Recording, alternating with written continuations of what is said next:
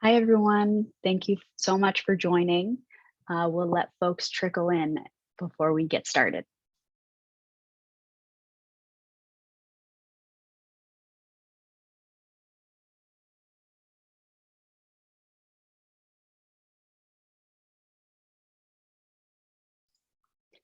Thank you, everyone, for joining.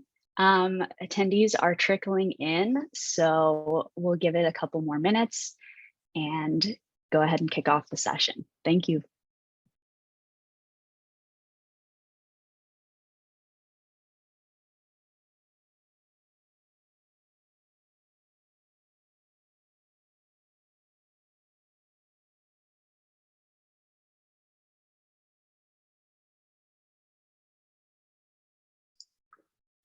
All right, we'll go ahead and get started. Welcome, everyone. Thank you so much for joining us today. My name is Deborah McCary, and I'm the Program Associate at the Arab American Institute. On behalf of our three hosting organizations, Churches for Middle East Peace, American Friends of Combatants for Peace, and AAI, we would like to express our thanks to everyone who is joining us for the mini course we're putting on this month. We'd also like to thank all of the organizations that have endorsed this series and for the support from you, all of our registrants. We'll want to go over the expectations and ground rules before we get started. So we're going to go ahead and share kind of a security slide outlining these expectations. So this series is intended for registered participants only. And by attending, you attest to your identity as represented by your display name. Please use your full name as your display name so we are able to identify you. We also ask that you do not record or take pictures on your personal devices or share these recordings with any of your networks kind of outside of this space. So thank you, and we ask that you recognize that. I will also quickly share some guidance on how to use Zoom in case you are unfamiliar. So if you have any questions for the speakers, please put them into the Q&A function in the bottom menu of your screen. And please do your best to keep these questions to questions rather than kind of additional thoughts and comments, though we do value those, of course. And to change your display name so that it shows your full name, you'll go ahead and click the participants icon in the bottom menu to see the full list of folks on the call. And then you'll hover your mouse over your name in the list on the right side of the Zoom menu. You'll click rename, and you'll be able to enter your full name in that box and then click OK. So thank you so much. We hope that you'll join for the remaining two sessions in the series following this one on the politics and economics of Gaza as well. But today we'll go ahead and dive into the historical significance of the region.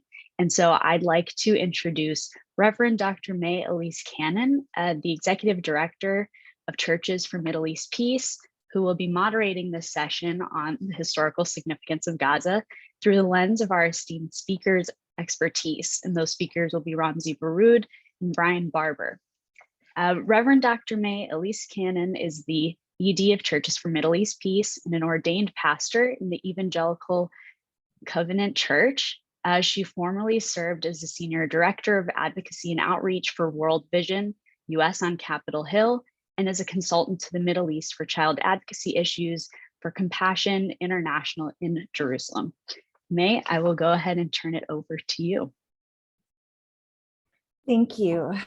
Good to be with you all. Thank you, Deborah, for that introduction. I'm much looking forward to this conversation. And if you can't tell, the picture behind me is not Gaza, but it's Jerusalem, Al-Quds, a place sacred to our faith tradition at Churches for Middle East Peace, and also sacred to the faith traditions of Muslims and Jews and others around the world. And today we come together to continue the conversation of this mini series on Gaza, which is such a critically important conversation, particularly because of the current realities. But this session is not addressing the current realities, but rather the historical significance of the place that we know today as Gaza. You might know the word Gaza comes from the Hebrew word Azah, I'm sure there's an Arabic word as well, and the pronunciation would be similar, loosely meaning strong city. The entire region is named for its capital city, which has been conquered many times over the centuries. And so some of what we'll be talking about is who was in control at different parts, and also what's the significance of the place historically from a geopolitical perspective, from a historical perspective, and how the history and significance of the place of Gaza contributes to some of the current realities that are being faced today. And so I look forward to this conversation. We'll start with brief remarks by each of our speakers, and then we'll have a bit of a conversation between Brian, Ramzi, and myself, but we also welcome questions from you as the discussion continues. So Ramzi, I'd like to begin with you. Let me introduce those of you who may not know Ramzi Baroud is a journalist and the editor of the Palestine Chronicle. He's the author of 6 books. His latest book was co-edited with Ilan Pape and is called Our Vision for Liberation: Engaged Palestinian Leaders and Intellectuals Speak Out. Dr. Baroud is a non-resident senior research fellow at the Center for Islam and Global Affairs, and his website we'll be sure to put in the chat, www.ramzibaroud.net. So Ramzi, if we could begin hearing from you, your perspective on the historical significance of Gaza. Thank you very much, Mai, and thank you to the Churches of Middle East Peace, the Arab American Institute, and the American Friends of Combatants for Peace, for hosting us and for giving this really kind of this rare opportunity, a series that focuses on Gaza. You don't hear that often. Quite often, we see Gaza placed in a different context, that of whenever there's a war, whenever there is some sort of a crisis in the Gaza Strip, you kind of see Gaza placed within an immediate political analysis that kind of fades away as soon as that particular event is no longer relevant. Looking at Gaza from a different perspective, I think it's very, very important.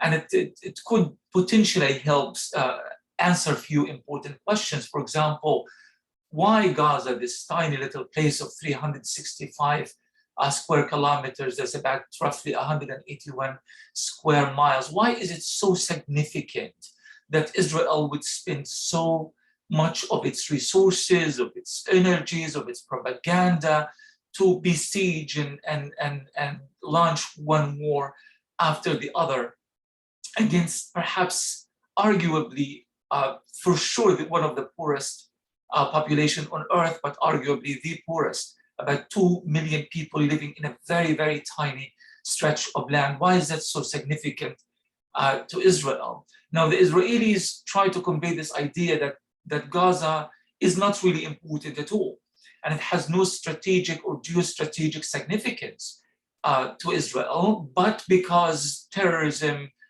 emanates from Gaza, of course, air quotes the word terrorism here, Israel has to respond in kind, and they have to keep,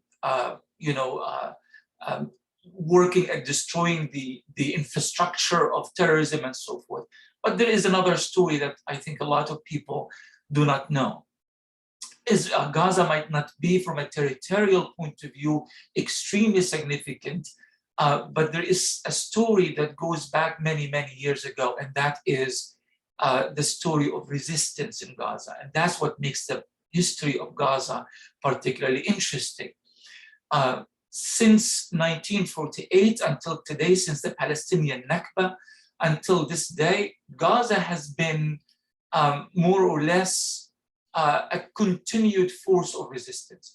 There hasn't been any period in Gaza's modern history that has been kind of vacant of some kind of resistance. Armed resistance in Gaza started as early as 1948, almost immediately after the Nakba, after the catastrophic destruction of historic Palestine and the establishment of Israel.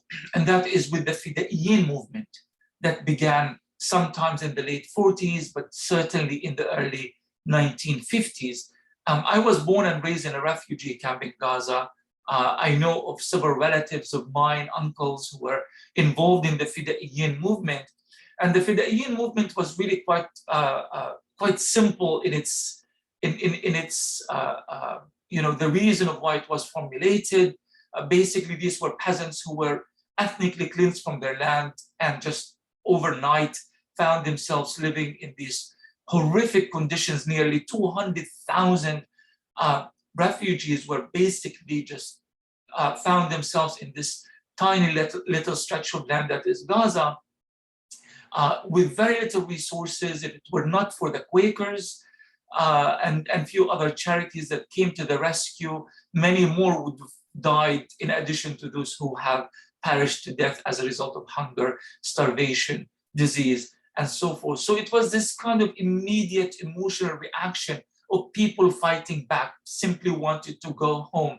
There was very little understanding to the complexity of the conflict and Israel's support that's coming from Western countries and all of that. These were peasants who basically decided to go back home.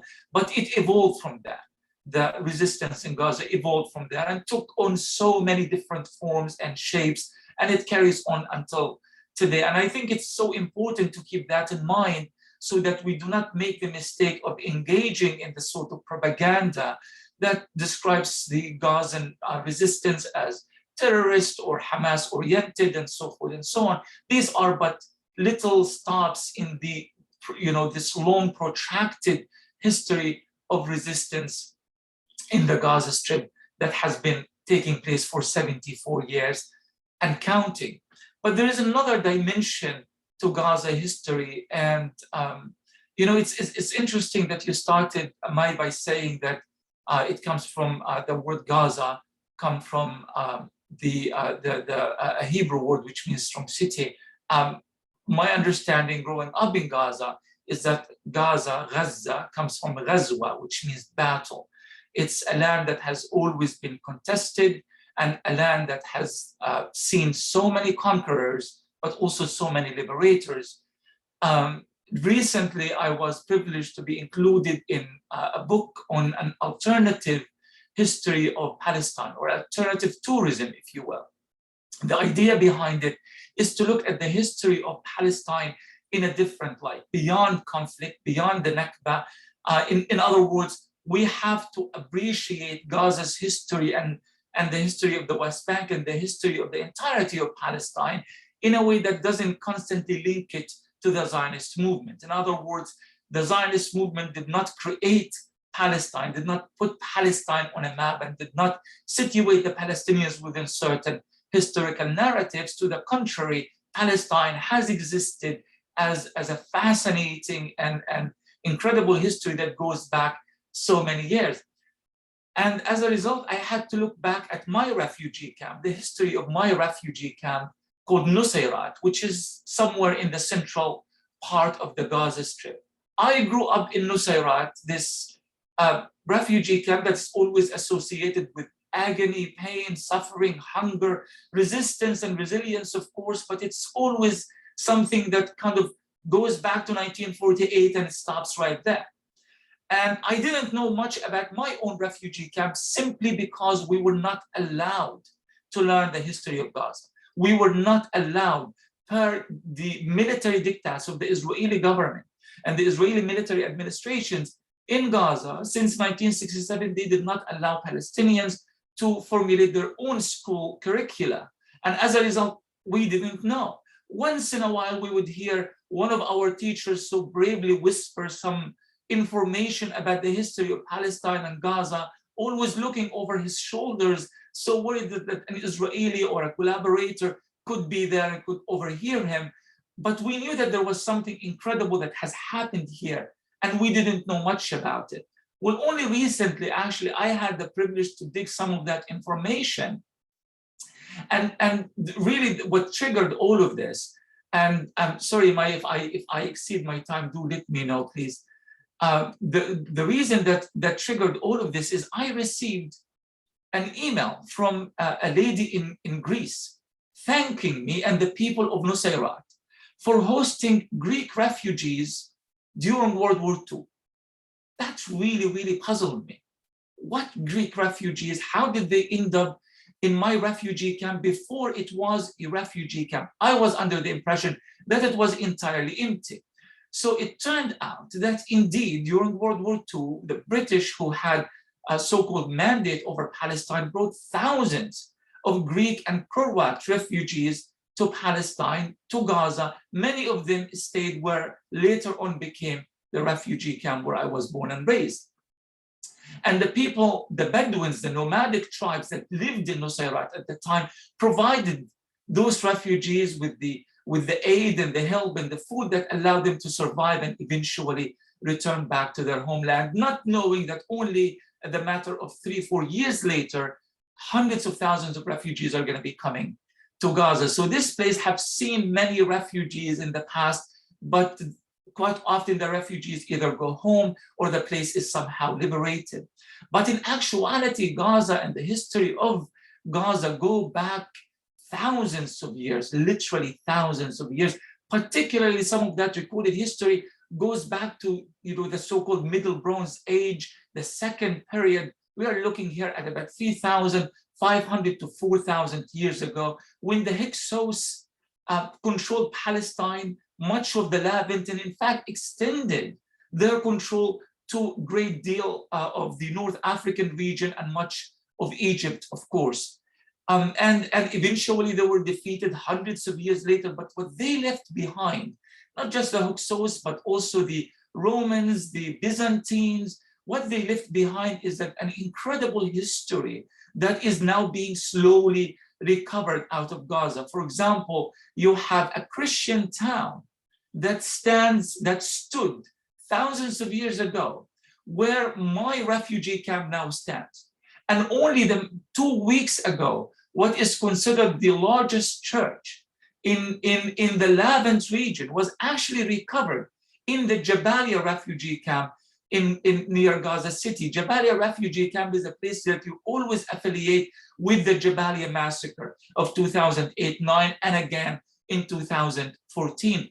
But there is more to Jabalia than a group of refugees living on top of each other in these shanty towns, lacking everything, including, of course, their freedom to travel and so forth. But there is so much more. There were people there. There were the ancient Palestinians, the ancient Palestinian Christians who lived there, and they had to deal as well with their conquerors and their liberators and so forth. Yet somehow Gaza remains and still there and still strong enough that is able to fight and to carry on despite of the misery, despite of the numerous obstacles and hindrances. And looking at all of this history, and I will stop right here, looking at all of this history, I am assured by historical facts, not by wishful thinking, that the siege on Gaza, that the Israeli occupation of Gaza, and all the misery and suffering that has been meted out against Gaza in the last few decades is all but a short stop in the history of this resilient place that will certainly and definitely reclaim its grandeur and its greatness, and the resilience of its people once again will prevail sooner or later.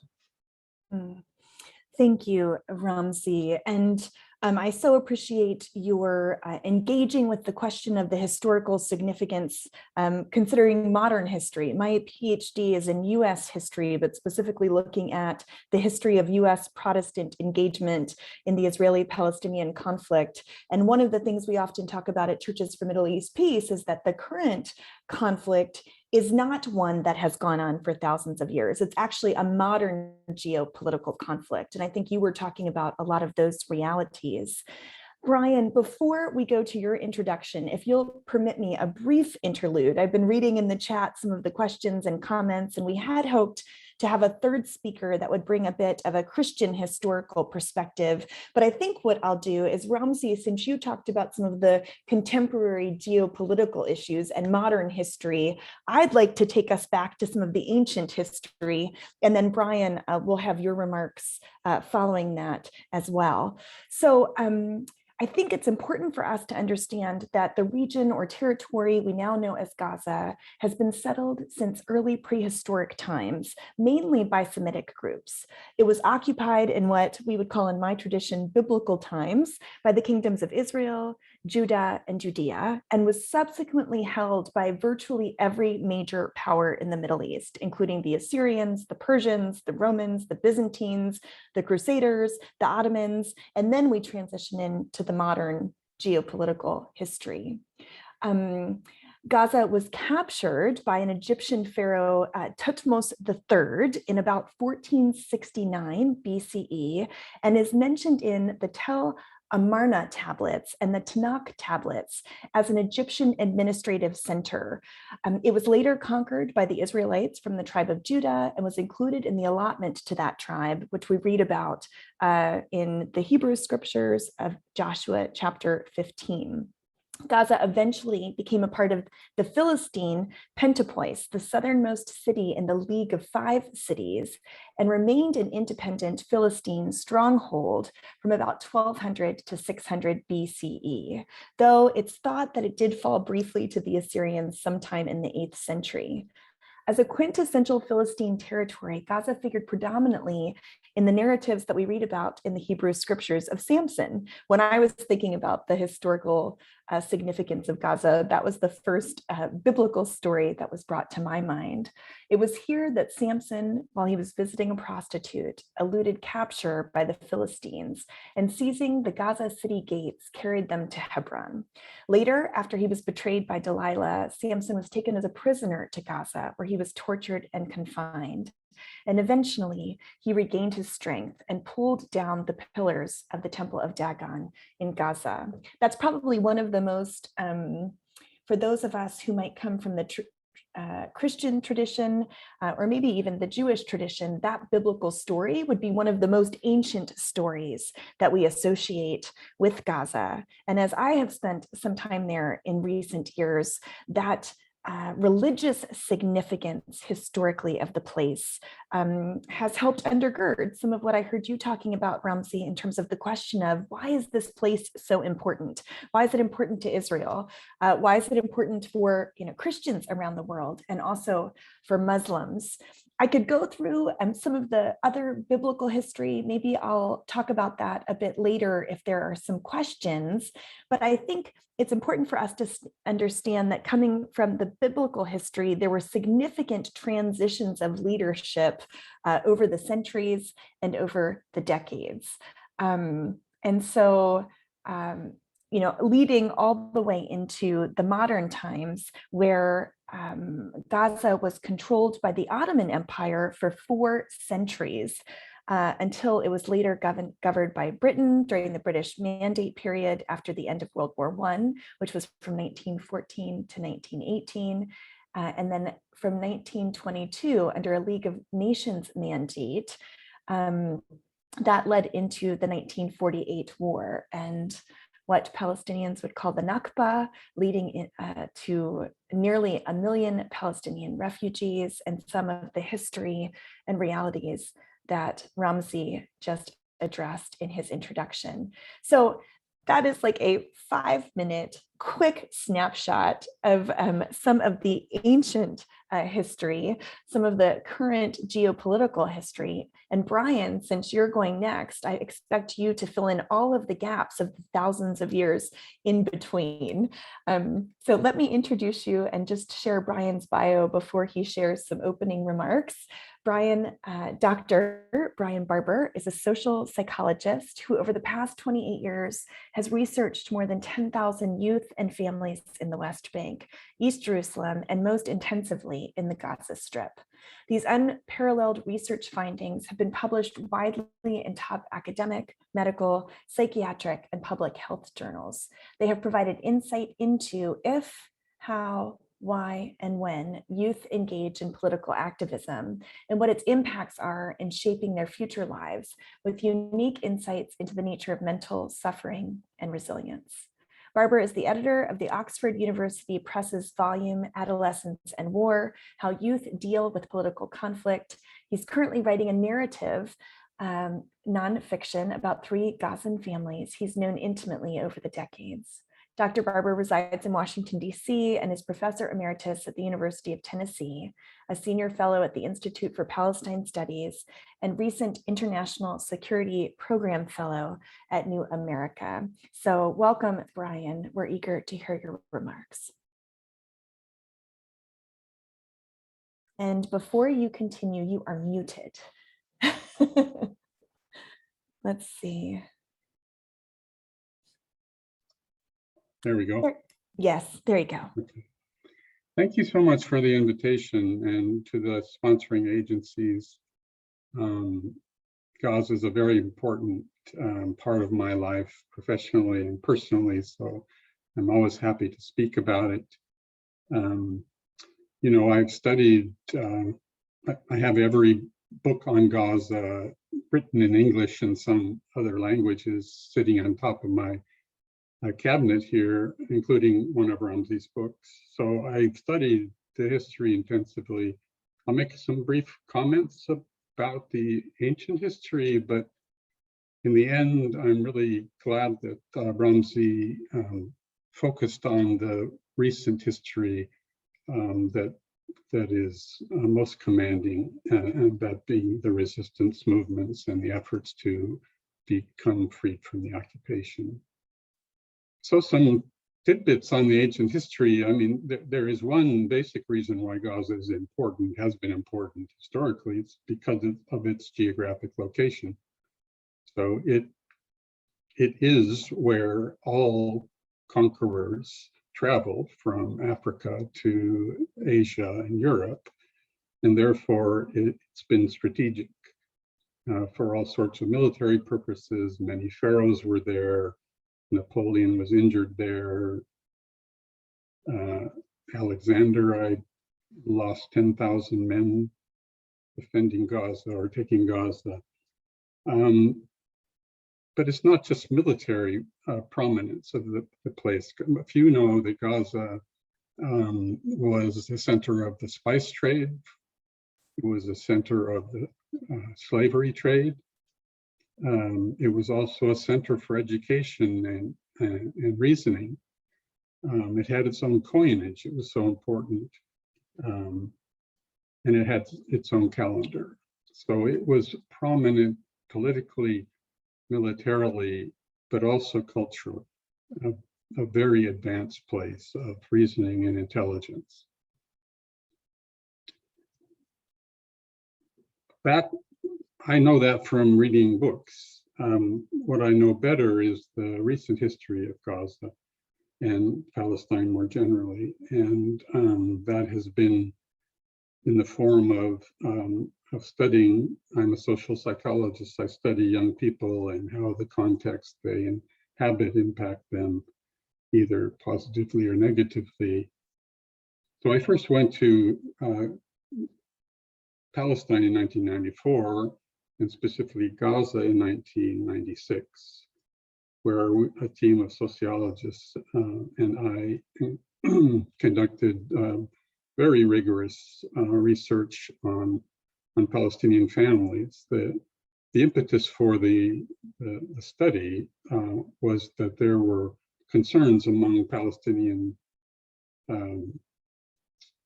parents and leaders that somehow the autonomy that youth showed during the 6 years of the First Intifada might or is breaking down the authority structures of the family. So we took upon the task of studying if that's the case. And the short answer, it's not the case. We did those surveys that were mentioned of thousands of people, and I personally went to every refugee classroom of 9th graders in the West Bank and most in Gaza. And we started to publish our research findings, and I felt really uncomfortable in that I didn't think I knew the culture well enough, even with that comparable data we had. It was still survey questions, and I didn't really feel I knew the culture and shouldn't try to speak for it with any type of authority that would come from a published article. And I also didn't understand yet well enough the main finding that we made during those early studies, and that is that young people in Palestine then and now are faring much better than theories would have predicted.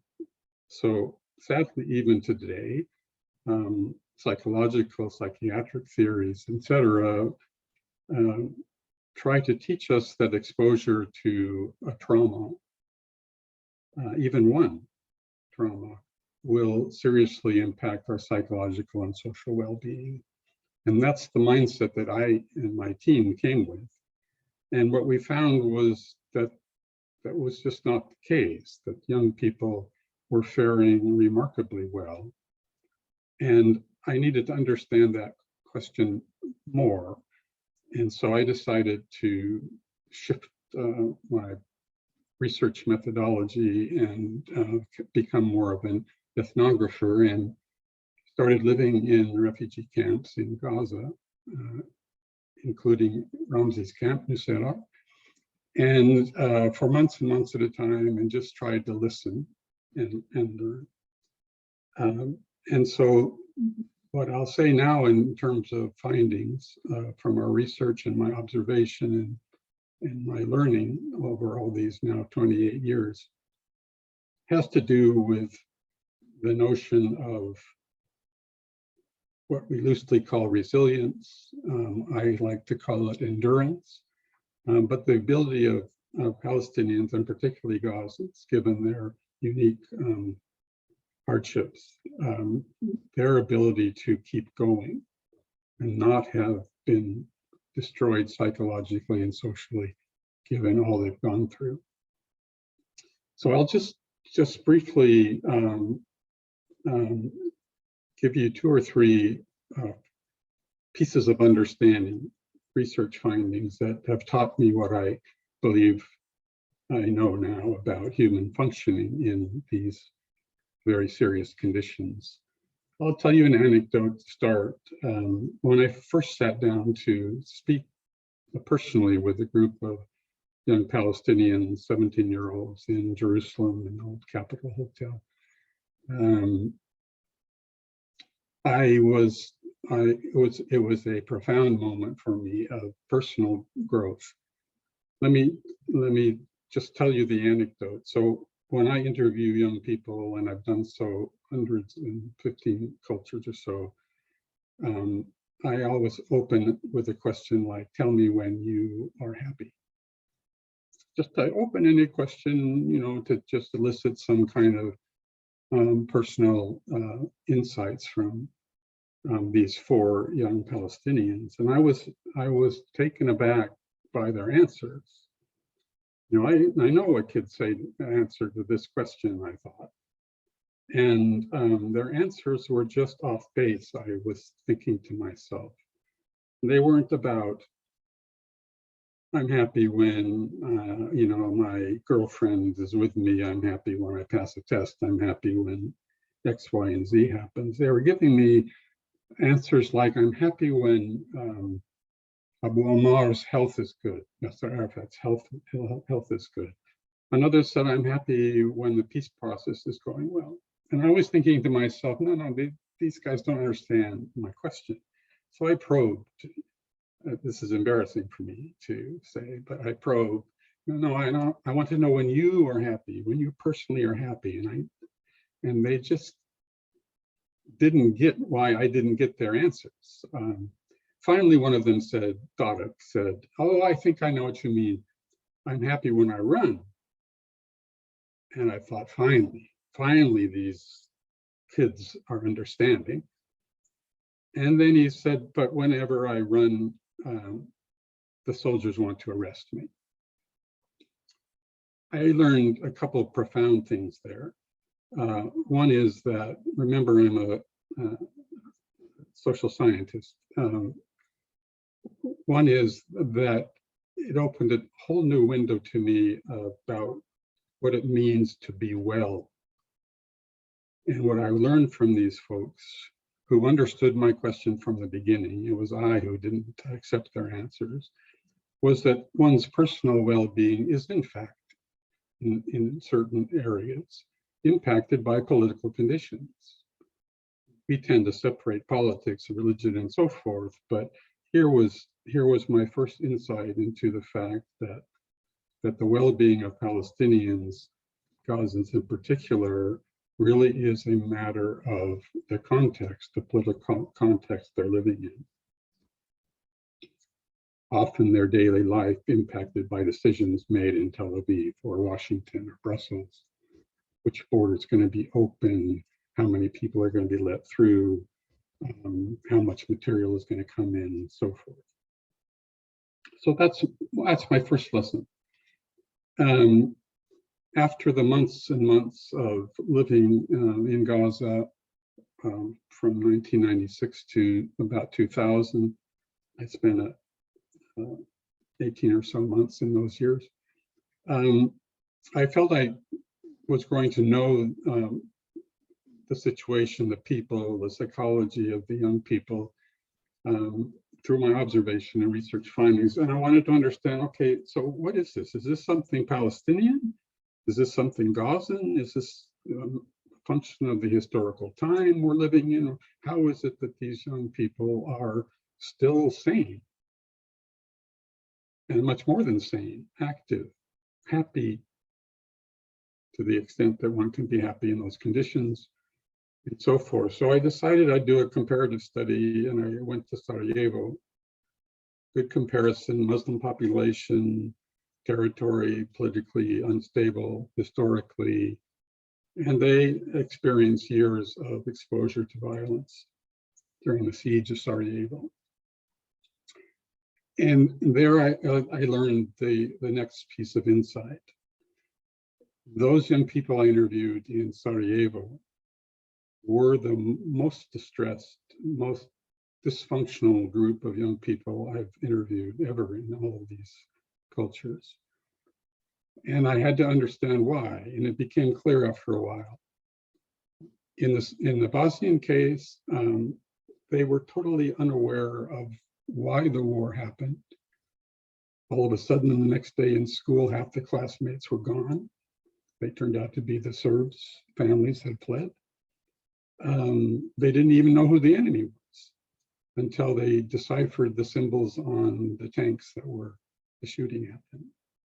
Parents couldn't explain this to the kids, and the kids were pure victims. They had no way to become involved ideologically or physically. The reverse is the true in Palestine. The Intifada was completely explicable and interpretable, and it was morally right in their view.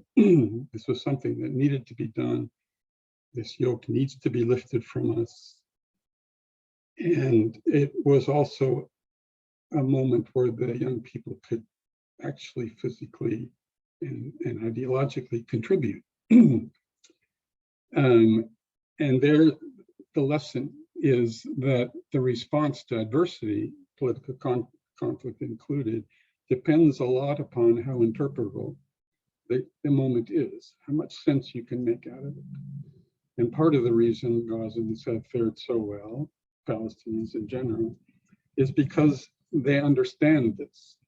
It's traumatic, these events, these bombardments, these wars, these restrictions, these humiliations. They understand that it's part of an effort that they need to make.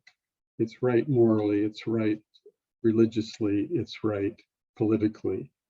And they're still trying to do that. My glasses.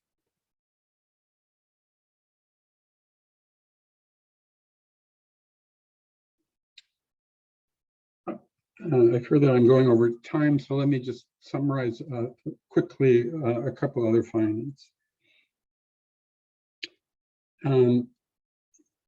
one insight I've gained through all this is to understand how differently people react to different types of traumatic events. And I learned that the most painful events to occur or attacks to occur are those that target the individual worth and identity of a person or a people.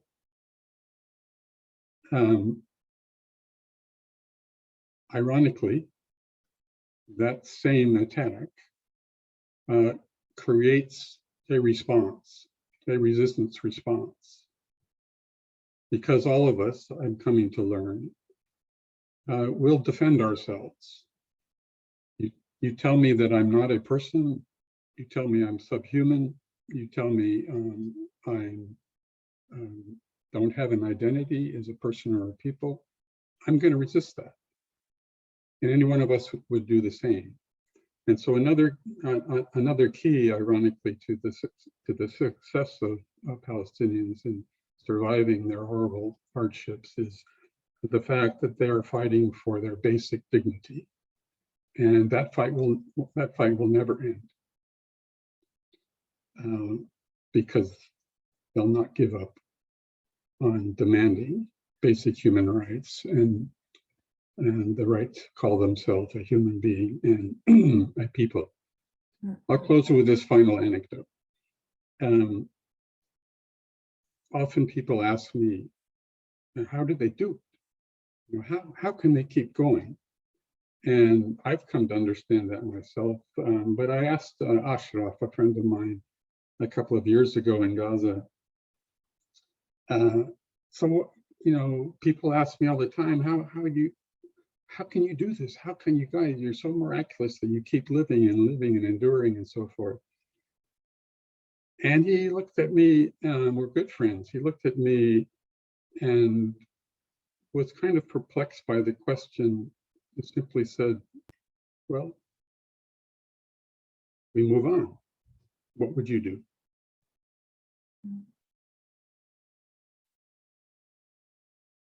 So I hope that's helpful. Happy to answer any questions. Thank you, Brian. Thank you. And thank you for your work, not only in research, but your work engaging specifically with youth who have experienced trauma and walking alongside of them in the midst of your research. One of the encounters I had with a young Palestinian who was living in a refugee camp, this was a refugee camp in the Bethlehem area, is when you go into the Ida camp in Bethlehem, there are painted on the walls pictures of villages. And there are villages that are that were of the several hundred villages that were destroyed during the 1948 war. And the reason this is significant to Gaza is because of what this young man told me. And I mean, he was, I say young man, he was probably 12 years old. I mean, he was just a child, really. And one of the things I learned is that even today in 2022, when you ask Palestinian refugees where they're from, they won't say Ida or Bethlehem or where they're physically living. They often will say the name of the village of their, great grandparents or maybe even great great grandparents. And so many of the current residents of Gaza, if they were not there before, if they were refugees from 1948, they would not say they're from Gaza. They would say, I'm from, and they would name a village that might continue to exist in the modern nation state of Israel, or even a village that might have been destroyed. And so I did just want to take a minute because our topic of discussion today is the historical significance of Gaza. And we've had some wonderful anecdotes and context. And Ramzi, I will go to you after, again, I'll do a little brief interlude. And then I'd love for you, Ramzi, to respond to the things that you've heard and to the comments that Brian shared. When we look at the modern geopolitical history of Gaza, we know that the territory was controlled for 400 years by the Ottoman Empire. And then that led into the period of the British Mandate. We've talked about that. And then you had the 1948 war. And one of the questions we had was how many refugees, were displaced from their homes and went to Gaza as a result of the war. And I answered, to the best of my knowledge, some of the numbers, although I didn't know the answer to that specific question. But I can give you a brief snapshot. Gaza and the control of Gaza has gone back and forth between Egypt and Israel and since 1948. So after the 48 war, the Egyptians ruled Gaza from 1949 to 1956. And there was a crisis in 1956. That's why there's a little brief period. The Suez Crisis in 1956 was quite significant. And just a little historical note, 1956 under President Eisenhower was one of the last times in a major crisis around the Suez Canal that the United States sided in an international forum against the state of Israel. So the Suez Crisis is quite significant just because of its history in that regard. And then Egypt continued to control Gaza between 1957 and 1967. From the beginning, the area's chief economic and social problem viewed, was this Palestinian refugee crisis. And these refugees were living in extreme poverty with lack of access to fundamental resources. And when we talk about the history, I mean, we're talking about the 50s and 60s, and today it's 70 years later, and many Palestinian refugees today who live in Gaza, their current realities are the same. They don't have access to potable water. They don't have access to a viable economy. They don't have access to basic fundamental needs. And so the United Nations has actually identified Gaza as a territory that is de-developing. Instead of getting better year after year, it gets worse year after year. And so the reality for all Gazan residents, the more than 2 million residents who live in Gaza today, is not that different from the reality and the picture I just was painting, in the 1950s and 1960s. The state of Israel did not allow Gazan refugees to return to their former homes or to receive compensation for their loss of property. And so I don't know if you've talked in this forum yet about the formation of UNRWA, the United Nations Refugee, I don't know what the W stands for. Someone will have to put it in the chat. I'm terrible with acronyms, but UNRWA is one of the only UN agencies that was designated to respond to a refugee people group. And the Palestinians, nearly 1 million people in 1948, that refugee population over the decades has never been absorbed into neighboring states, has never been allowed to return to their homes. And so that refugee population today is more than 5 million Palestinian refugees. So a lot of the conversations we're hearing in, from our speakers today are coming from that history of this refugee problem. The world identified it as the Palestinian Arab crisis or the Palestinian refugee crisis. And a lot of that goes back to the history of the 1948 war and the fact that these refugees, were never allowed to establish an independent state, or to be absorbed into other states, including Israel and surrounding Arab states. So then that brings us to 1967. In the Six-Day War of 1967, the Gaza Strip was taken over again by Israel. Israel took over the Gaza Strip, took over the West Bank from Jordan, and took over the Golan Heights from Syria. And many would say 48 is significant for the refugee problem, but 67 is one of the most significant years historically, because it marked the beginning of what we have come to know. The international definition and term is, it was the beginning of the occupation, or the occupied Palestinian territories, or the OPT.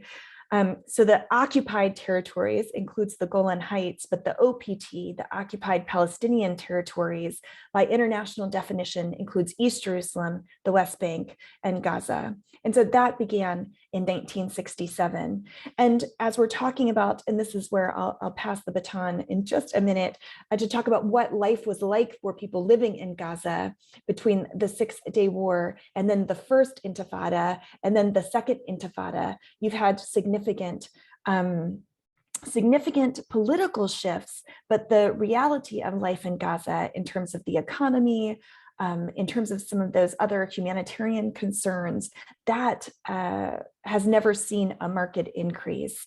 And in fact, as we continue with the modern history, those realities of the humanitarian concerns for people living in Gaza have gotten worse and worse. So I won't get into the details of the history in the early 2000s, but there were Israeli settlements and Jewish communities that were living in Gaza. And one of the important historical markers was the Israeli Prime Minister Ariel Sharon announced a plan to withdraw Israeli soldiers and settlers from the Gaza Strip. He announced it in 2003, and in 2005, Israel completed the pull out of the territory. So some would assert that, look, that's an example of Israel giving the territory of Gaza back over completely to Palestinians. But it's important to understand that one of the realities of those settlements is that it took 3 individual Israeli soldiers for every 1 Israeli settler to protect them, because you have these communities of Jewish people, living in the midst of this Palestinian population. And so others would argue that that was not for the benefit of the Palestinians in Gaza at all, but that was a utilitarian choice because it was too costly to maintain the settlements in Gaza. And so we'll have the opportunity to discuss that in a minute. Another important year in the history is 2006. In 2006, the Palestinian had parliamentary elections were given by the Palestinian Authority. Fatah, which had dominated Palestinian politics since the 1950s, was actually defeated in the 2006 elections, where Hamas won a decisive victory. And for many, this reflected frustration that was expressed towards the Fatah as the political party. And Hamas's victory in the political elections is part of what led to the current realities, where Hamas's victory prompted sanctions by Israel, the United States and the European Union. And the Gaza Strip was viewed, and the perspective was that it was a site of escalating violence between competing groups internally within Gaza. And so after 2006 and after those elections, that brought us to another significant historical turning point, where in fall of 2007, Israel declared that the Gaza Strip under Hamas was a hostile entity, and they approved of additional sanctions that included power cuts. They heavily restricted imports and border closures.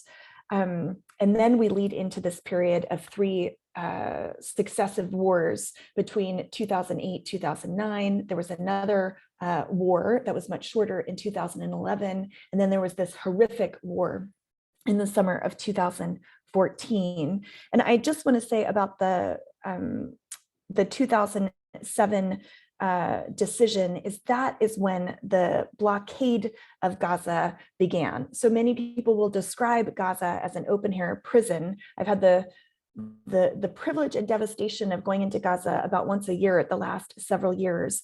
And it is this territory that is so beautiful. It's on the Mediterranean. And when the sun sets, you would think that you're on the coast of Italy, and then you turn around and the current reality is you can't swim in the Mediterranean because there's no sewage treatment available. You can't drink the water because there's no potable water. You can't go anywhere because there's no place to go. There's a blockade by sea, and the people in Gaza, are completely surrounded and controlled, by the, it's not a border, but by the separation fences around it, which is completely controlled by Israel. And that brings us to some of the current realities that Brian and Ramsey were talking about. So I'm sorry for that interlude. I just thought some of those marks and dates of history would be significant as we continue the conversation. And so Ramsey, I will pass it over to you, having grown up in Gaza, having heard Brian talk about some of the youth he has worked with. I'd love for the 3 of us to have a bit of a discussion before we open it up to others for questions. Yeah, absolutely. Thank you for that. And thank you very much, Dr. Brian, for extremely valuable information about the human interaction and your relationship at a personal level with Gaza. And this is very, very important because quite often the story of Palestine and the story of Gaza is being told through the prism of whomever is the storyteller is.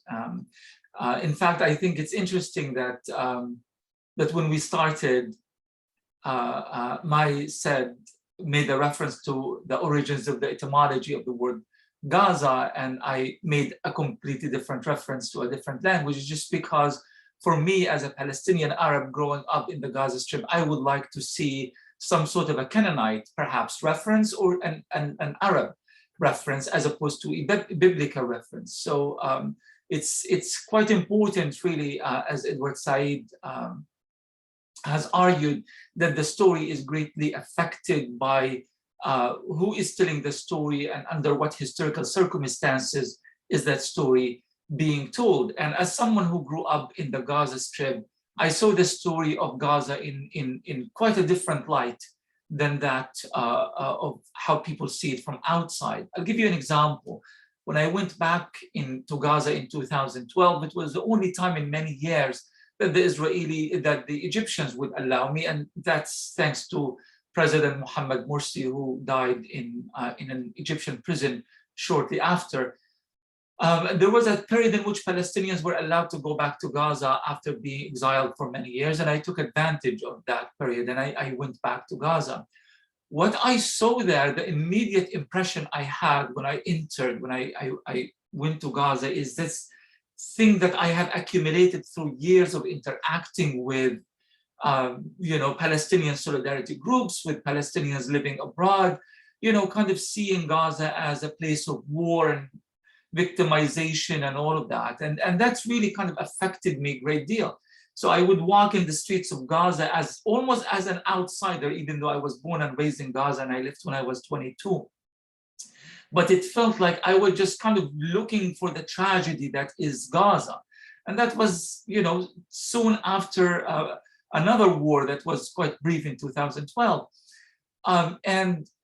But what I saw was something entirely different. I saw a thriving society, extremely poor, but very socially healthy, people who are living normal lives under the harshest of circumstances, people selling their sweets in the streets. A major wedding comes in a caravan of cars that where people were literally, and this is a new phenomenon that I haven't experienced when I grew up in Gaza, where people wouldn't wait to get to the wedding, but rather were singing and dancing on the top of trucks as they were passing to the wedding ground somewhere at the beach.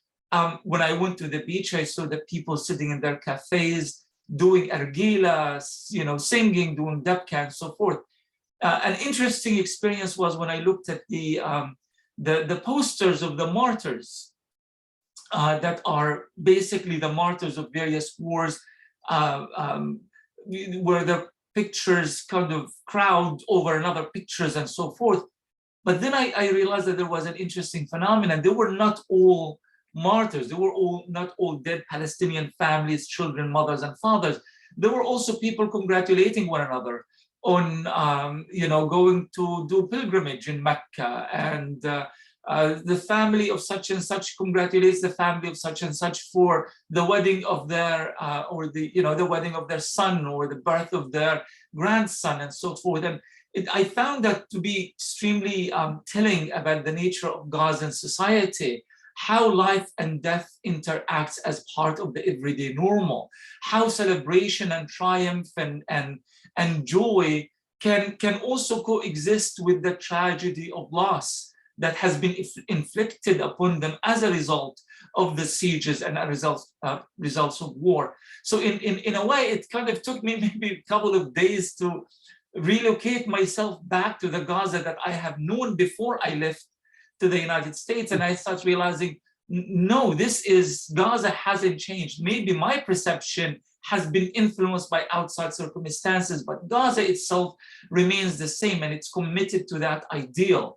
I think in some strange way, no matter what is the nature of an Israeli war or Israeli military tactics or the Israeli siege on Gaza, you know in advance that Gaza hasn't lost.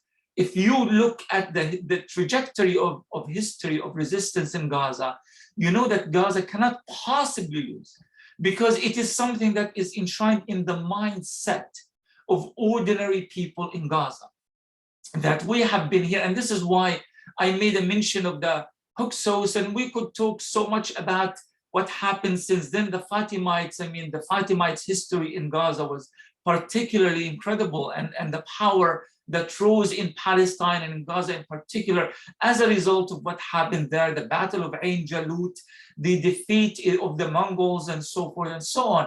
There is something that is in the mindset of every Palestinian, but you kind of really see it more pronounced in Gaza, that there is no defeat. Defeat is not in the card, and it's not going to happen.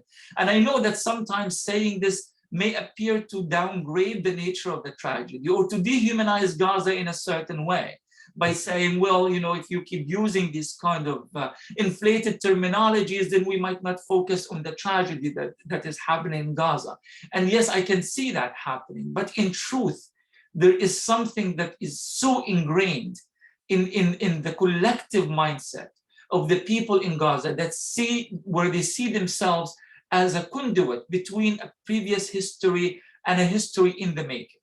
And that is the Gaza that I have known, and that's the Gaza I write about, and that's the Gaza that gives me the hope of indeed of a much better future for the people in Gaza and the people of that region, as long as Gaza resists, as long as hope hasn't faded. Because if you resist under these circumstances, you can survive any hardship, and you can survive any situation, no matter how seemingly overwhelming to most of us.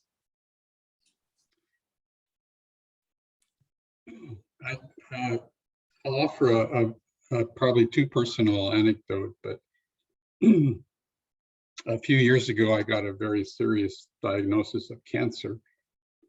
It turned out to be not so grave as they thought. But the first thought I had when I got the diagnosis was, if Gazans can handle what they handle, I can handle this. That was literally the first thought that came to mind. And Ramzi describes a paradox about living, thriving in some ways, and disaster and trauma. It's hard for those who don't spend time on the ground in any war zone to realize that violence is episodic and it's regional. It's not the whole entire place, the strip or the country is not a fire. But also people live through those remarkably, as I tried to explain, to give some insights into how. I've been impressed from the beginning, going to Gaza, just how honest and genuine and welcoming this people is, how generous they are,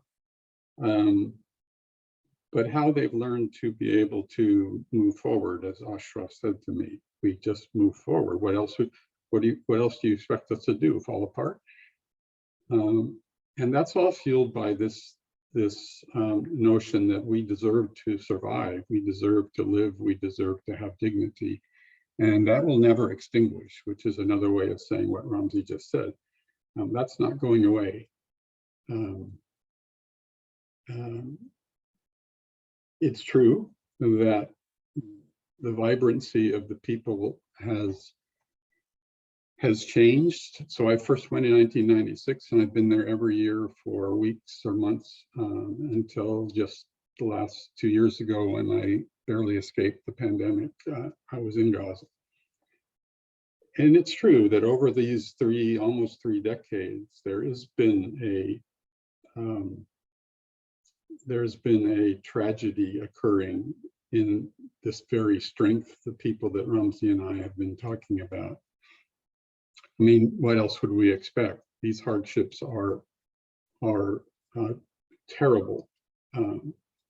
So you find among Gazans, I used to describe it, Gazans as pure people and full to the brim with this goodness. And over the decades, there has been some cynicism and some holding back as a method of simply surviving. But that's still just, if we think of it as partly full, then it doesn't take long to get down to the deeper layers of this remarkable example of people enduring. Thank you, Brian, and thank you for your personal vulnerability, and wishing you all good health in the midst It's all of resolved your now, thanks. current realities. Yes.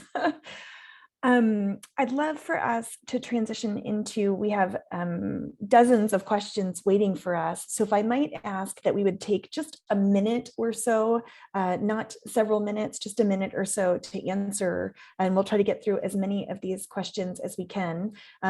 Maybe I'll jump on the first one. It says, what's the responsibility of Hamas, which is now the ruling political agency, for spending UN and other funds on tunnels and arms instead of building critical infrastructure and human resources? Well, a couple of clarifications. One, Hamas does not spend UN funds. UN funds go typically to UNRWA, USAID, and other international funding agencies often do development work in Gaza through nonprofits. So, for example, Catholic Relief Services sits on CMEP's board, and USAID funds them, and then these NGOs do a lot of the development work. But one of the things I think is really important to understand about Hamas is not just a single entity. It has multiple segments. So there's a political section of Hamas, and there's a military wing of Hamas. And we've heard from political actors that actually, while Hamas, the military wing, and Hamas has been deemed a terrorist organization by the United States and by others, that the political wing of Hamas has very limited resources, very little capacity, but actually does a reasonable job at addressing infrastructure and needs, responding to the Gazan people. 2 million people without potable water, for example, would be a crisis for any political agency. So I think distinguishing between those two arms of Hamas is helpful. But I will now pass along some questions. This one is for you, Ramzi. Can you describe the difference between the expectation of Palestinians about the role of Egypt and the actual nature of Egyptian rule in Gaza, especially in the 48 period when Egypt asked all of the people in Gaza, right up to Ascalon, to this period when Egypt is running the blockade of Gaza? So could you speak to that? Absolutely. I think Egypt is one of these issues that we do not discuss quite often because it's a very sensitive topic for Palestinians. On the one hand, the Israeli siege on the Gaza Strip that is happening right now is not just an Israeli siege. It is indeed an Egyptian Israeli siege. But there is a reason why we don't talk about it. I think part of it is because Palestinians see their relationship with Israel as that of an occupier and an occupied nation. While with Egypt, they see their relationship as brothers who are betraying their brothers in Gaza. And it's really quite sensitive. There was a recent game in the final of the African Cup between Senegal and Egypt, and I was looking at the videos and the photos of people in Gaza who are besieged by the Egyptians as much as they are besieged by the Israelis equally. And they are all wearing Egyptian flags and chanting for Egypt and jumping up and down whenever an Egyptian players make a good move and so forth. And I'm thinking to myself, despite of everything, Palestinians, Gazans particularly, still see Egypt as a nation in a positive light. And they see themselves as brothers or brethren. But of course, when it comes to the Egyptian government has been working with Israel for many years, and they are really, if we are to use the word conspiracy, they are part of that conspiracy under which Palestinians in Gaza have been besieged for many years, and they are continuing to suffer as a result. So I really feel like we need to start reinstating the truth and the fact that this is an Israeli-Egyptian siege on Gaza, not just an Israeli siege on Gaza. Thank you. I see a question here about, are we going to have a future session with talking about the history of the Mizrahi community, Jewish populations that have lived in Arab countries? And I think it's important for us to just acknowledge, when we talk about displacement, that there were several 100,000 Jews that were displaced out of Arab states, and that Gaza and Egypt, as you mentioned, its significance, Ramzi, are very significant for many Jews as well. This question is for you, Dr. Barber. Every time someone moderates the questions, they jump around my screen. So, but Dr. Barber, have you ever, or would you ever consider doing a comparative study with Gazan and Israeli youth, perhaps both Muslim and Jewish, for example? That's a reasonable question, and I asked it to myself many times. The reason I have not studied Jewish youth, Israeli youth, is a couple-fold. One is my purpose became to understand how youth and families function under severe political and economic conditions, oppression, however we want to call it. And that's just not the case for most Jewish youth, Israeli youth. It is the case that in the northern regions, there have been plenty of instances where Israeli families have been threatened, as well as surrounding Gaza, of course, obviously. But it's not the same. They wouldn't be fair comparisons for my purposes. The second reason is it would have been very difficult to study Israeli youth, most of whom were soldiers, the comparable age youth who are soldiers when I was doing my work, and they would have been very difficult to get access to. Quick follow-up for you. How can your findings be shared with our local communities and our members of Congress? We've tried our very best. I and my colleagues and research teams have been on the Hill. We've had all sorts of briefings and encounters with politicians. The ugly reality is that, well, I'll put it via another anecdote. I was trying my very best when I first moved to Washington several years ago to teach congressional leaders about the insights I have about Gaza. And I asked a colleague who was in the political realm, I said, "Sir, I'm just assuming that political leaders, members of Congress, would like to know this detail about what's happening in Gaza." And he paused and he said, "Well, not really. I mean, they'd be interested in anything that supports their agenda." So it's really quite difficult to crack that barrier. We've published widely, and moments like this are great to be able to communicate some of the things that we've learned. Thank you. Ramzi, there's several questions about some of the current realities in Gaza, specifically the limitations of goods being brought in, for building purposes or for infrastructure. Are Israelis limiting the amount of food that can be allowed into Gaza so that the people are near starvation, but not quite there, is one of the questions. Absolutely, but I really cannot resist but comment for exactly 30 seconds about the question about Mizrahis. And I think that Arab Jews, yes, they are Arab Jews. 60% of Israelis or Israeli Jews are actually coming from Arab countries, and they are called Arab Jews, even though it's a term that is not quite comfortable for many in Israel, but that's the truth of it. I think their history is absolutely fascinating. In fact, it is Palestine's own history, since they have lived side by side with Palestinians for many years. And the displacement that was mentioned earlier is not really exactly a displacement that in any way can be compared to what happened in the Nakba. That's kind of a, sadly, that's the Israeli official line. You know, we have our refugees, you have your refugees, so they cancel each other out. I think it's very, very important that we do not play this game, and remember that whether the Yemenites who were brought to Israel as part of an Israeli government operation, or the bombings of Baghdad against Iraqi Jews in 1950, 51, that was largely blamed on Zionist forces that were trying to convince the Iraqi Jews to leave Iraq and so forth.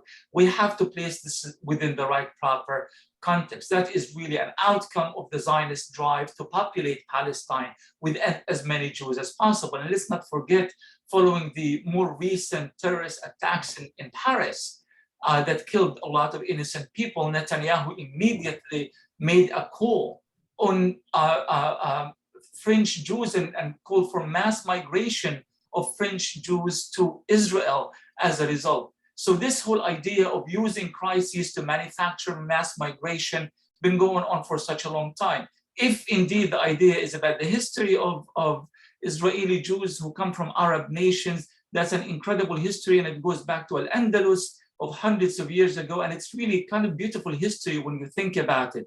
History of coexistence in Al-Andalus for hundreds of years, and history of protection by the Arab Jews, by the various Arab communities and caliphates throughout the years. If the intention of that question, of course, is to, you know, kind of play that game of your refugees and our refugees and they cancel each other out, then I think it's quite devious and well, and if I may, I do think that there's a way to talk about the reality. It is a reality that you had, you know, hundreds of thousands, my understanding is 200 to 300,000 Mizrahi Jews who spoke Arabic, who were integrated into Arab cultures, who did have to leave their homes. And yeah, I don't. By making that suggestion, you are taking the Zionist narrative wholeheartedly. No, I'm not. No, I'm not. And I don't think it. No, I think I respectfully disagree. By acknowledging the reality. It doesn't seem like you read the history from a Palestinian perspective or an Arab perspective at all. No, I respect the Palestinian perspective greatly. I'm saying there are other perspectives. And I think it's important for that to be acknowledged. And I don't disagree with you that there are some who would use those narratives in that way, but by acknowledging it doesn't presume that by acknowledging that that happened doesn't mean that we're succumbing to a Zionist narrative. Try to understand so that we do not have, so I do not leave thinking that we have a misunderstanding regarding this issue. What you are saying, that those hundreds of thousands of Arab Jews were displaced forcibly, they were forced out of their homelands by Arab nations? Is this what you're saying? I think that some of them were forced out by Arab nations, but you'd have to look at the specifics of, I mean, you mentioned Iraq, you'd have to look at the specifics of Yemen. And so I think it's a complicated history and that it should be acknowledged. And I don't in any way think that it should be viewed in parallel to the Nakba and the nearly a million Arab refugees that were forcibly displaced from their homes. But I think it's a part of history that's important to include. And I actually think it strengthens the Palestinian assertion of their own catastrophe and the Nakba by acknowledging it. Because you're not, I think one of the great fears by not acknowledging that type of point of history is that one historical narrative is being elevated over the other. And I believe fundamentally that there are grave injustices towards the Palestinians, and that the Palestinian refugee crisis is today one of the most severe in the world. So by acknowledging this other point of history that might seemingly be in contradiction to that, I actually think it strengthens the argument, if you will. Yeah, perhaps it just the word displaced that you use, and in the context of that question about the Mizrahis, again, Arab Jews, was particularly troubling because it makes a suggestion. It takes basically, it places history within this kind of, like it has already been resolved. They were displaced and they were Mizrahis. I'm saying that they were Arab Jews and they were not exactly displaced. There is a particular context that has been studied. And if indeed that's the point of the question, then yes, I think it's very interesting and should be studied. But as in displaced kind of this wholesale description of that event, then that's where it's particularly problematic. I fully take your point, and I think the nuances of the terminology, are fair questions. I would argue that history is never monolithic, and the more we can understand multiple perspectives while addressing current realities. So, if I may just point you back to, can you speak to some of the current realities of limitations of humanitarian assistance, food, the closures that don't allow products into or out of Gaza? Of course, there's a famous statement made by a former advisor to Israeli Prime Minister Sharon, Mr. Gayson, I believe, who made the argument that we plan to put Palestinians on a diet, but we do not plan to starve them, something of that nature. The idea behind it is that, yes, we will be counting calories. In fact, the calorie counts has been something that was reported extensively in Israeli media, particularly in the newspaper Haaretz, where they spoke about how the Israeli government counts calories of the Gazans, of how much food is allowed in there through the Eretz and other checkpoints that would allow Gazans to survive, but merely, as opposed to live healthy and normal lives. So food and, of course, fuel and so many other life-saving medications, for example, cancer, that's been a huge issue for Palestinians, because most cancer patients, for example, do not have the proper treatment in Gaza. They would have to go to the West Bank, and they have to cross through Israel. In order for them to cross through the Eretz checkpoint, they would have to be examined by the Israeli Shin Bet, by the Israeli intelligence. Many of them are rejected, and they end up going and dying back in Gaza. That is one of many, many issues. The water, for example, 99% of Gaza's water, according to the World Bank, is polluted. And that pollution is a result of the lack of fuel, lack of electricity to process sewage in a proper way, of operating the electric grids in Gaza that have always been targeted and bombed by the Israelis throughout various wars. So you can imagine the numerous diseases that result from the lack of clean water and of course, the lack of everything else. If there's a term that is the best term to describe what's happening in Gaza right now, is that of lacking.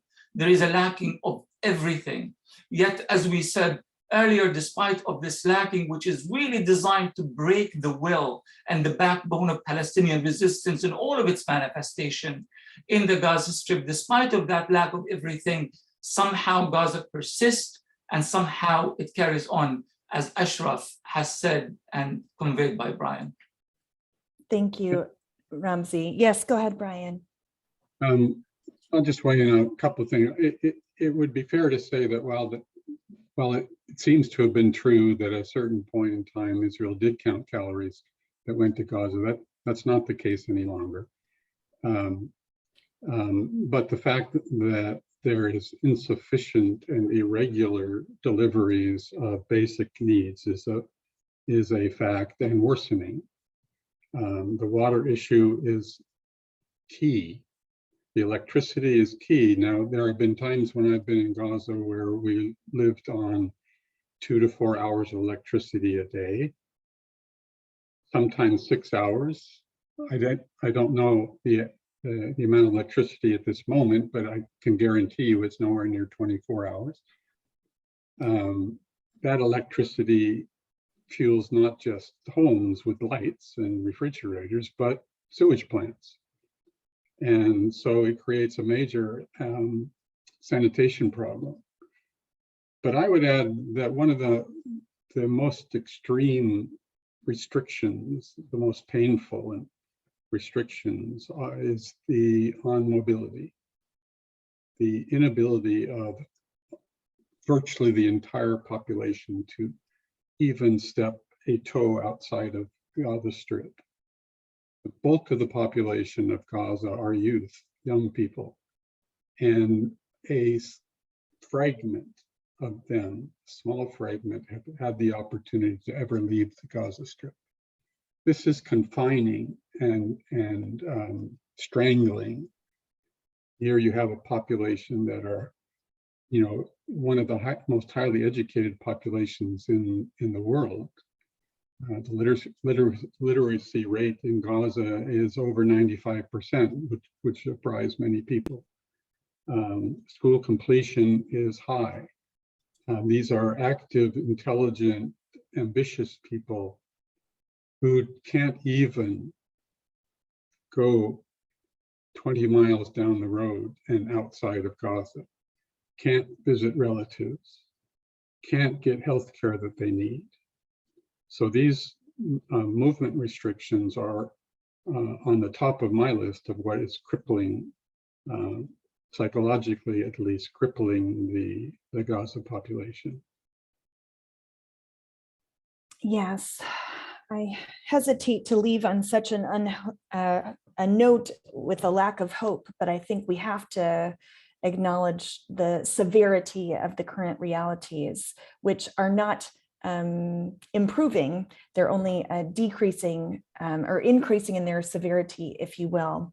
I'm afraid that our conversation has come to an end, and I feel like we're just getting started. And thank you for the respectful engagement, Ramzi, in our disagreement and our conversation. I appreciate it very much. Thank you, Brian, for sharing about your work and your current personal realities and perspectives and anecdotes. We're really grateful that all of you were able to join us, and thank you so much for our co-sponsors of this conversation. We did record this session and it will be sent out to everyone who registered. If you have others who'd like to join us for upcoming sessions, I think it's still possible to have them register as well. But we do ask that if you receive the recordings that you don't share them. The next session in our Gaza 101 webinar series will focus on politics. I think we touched on that some today, but it'll be a more comprehensive discussion. It will be at 12 p.m., I presume 12 p.m. noon Eastern Standard Time on Thursday, February 24th. And we very much hope that you might join us. So thank you again, Ramzi. Thank you, Brian. Very much appreciate your insights, your perspective, your experiences, and grateful to all of you who were able to join us as well. Thank you, Mai. Salamat habibi. Bye-bye. Thanks.